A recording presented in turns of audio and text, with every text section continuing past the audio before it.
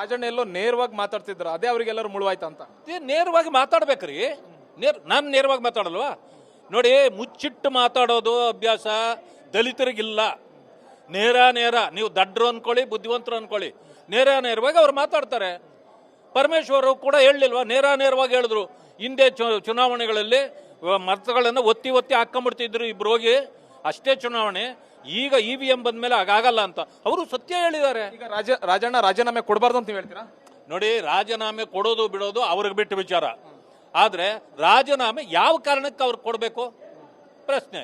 ಇದೇ ಕಾರಣಕ್ಕೇನಾದ್ರು ಮತಗಳತನದ ಬಗ್ಗೆ ಅವರು ಮಾತಾಡಿದ್ರಿಂದ ಅವ್ರನ್ನೇನ ರಾಜೀನಾಮೆ ಕೊಡ್ಬೇಕಂತಂದ್ರೆ ನಿಮ್ಮ ಯೋಗ್ಯತೆ, ಕಾಂಗ್ರೆಸ್ನ ಯೋಗ್ಯತೆ,